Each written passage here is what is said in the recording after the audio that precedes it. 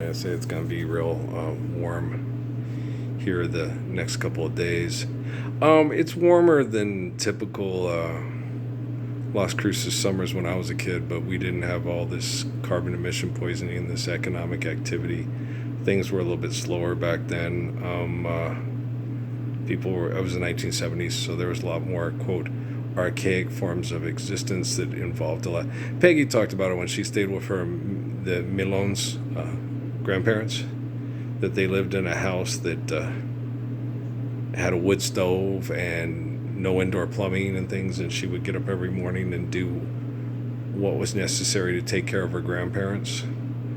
So it was radically different, but a wood stove and all that stuff, yeah, magic freon filters in the sky and industrialized, forms of things, wood stoves and stuff. When you're burning a small fire in a house to cook breakfast in the winter, it puts up particles and things, and then the water vapor can attach to it and stuff. So you just got to understand balance and harmony in nature.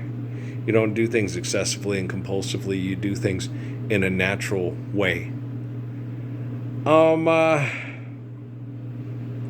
We could put together and come up with good ways to cook in the springtime and the summertime and the wintertime and stuff. And it's one of the best things. I always tell people that the refrigeration is the new kosher, and refrigeration is one of the and the magic freon thing. Well, guys, that's why you have cellars.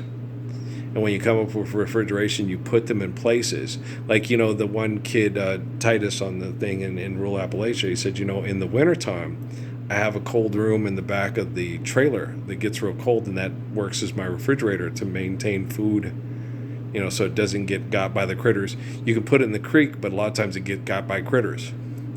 And they used to put them in the cool creek to keep things in the wintertime, and you could keep your food longer and to preserve it and be healthy. Well, refrigeration, when you do things correctly, you limit the freon chemical reactions. So taking a box and then taking a freon type reaction through chemical reactions to cool a place is irrational and insane. So you don't want to live inside a trailer or a shed and then have solar panels and then use a refrigerated air unit to cool off that. And, so all the things that we do ecologically wrong, like me having to use a grass tractor trailer from John Deere to cut the grass, to keep down the stuff, to keep them from spraying the Roundup. So it's all the things we have to do. Okay, you got to understand, this is genome sequencing, and this is genocidal targeting through irrational brain activities driven by acceptance of economic conflict by people that are addicted to it and clinically insane.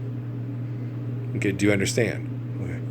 So when you're looking at, this is so evil, the whole reason you have Donald Trump is president is because of Barack Obama and Joe Biden setting the table for him, that violent reaction.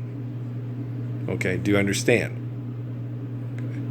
So when you react violently to one economic group through oppression, manipulation, comparison, contrast, competition, you have a like reaction to it, and then it reciprocates, and then it perpetuates. Okay, and the only way to squash all the irrational, self-destructive bullshit that puts all our needs at risk because people want to fight, because they want to win, because of their dopamine brain chemical addiction, is to understand the Lord's Prayer and stand up for it with all your being, so we can get out of this eternal wretchedness and live eternal, righteous, and holy covenant lives. Okay, so you've got to understand what is happening in your life, in your world. And so it's watching this movie. I've watched this movie like tons of times when I was being mind fucked after they kidnapped my kids in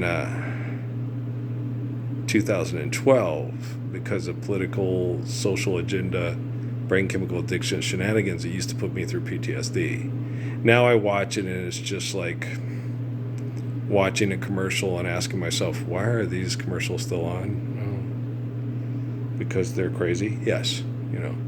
It's a whole thing that, you know, Jesus told me, and I explained to Dad next door, you know, that Jesus says, you know, Earl, just think as selfish and crazy and stupid as you can and then just keep going. And like, Jesus, I can't do that. And he goes, right.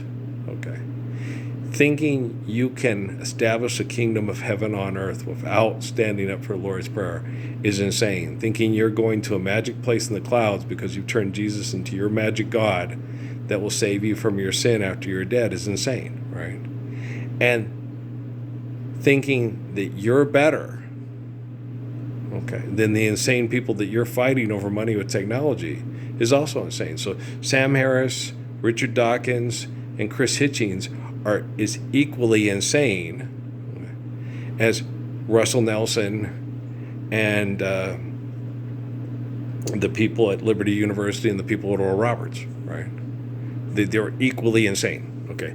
It is insane to believe that your money is better than their money and that you have a more righteous cause in getting people to kill each other through technology for philanthropy, right? That's insane. And so it's be as stupid and as crazy and as selfish as you possibly can and then keep going. And you can't do that. Right. It's Einstein's definition of insanity, doing the same thing over and over again and expecting different results, right? So, okay, guys, I love you very much. I'll be surprised if this one's low. This is like the 7th of the day. And if this one gets low, that would be 2. 2 videos. 2 videos loaded. 7 videos recorded, 2 loaded on YouTube. You know, so it's like, why? Because philanthropy is going to win the day. That's insane. We know. Okay, guys, I love you very much. All right, peace out.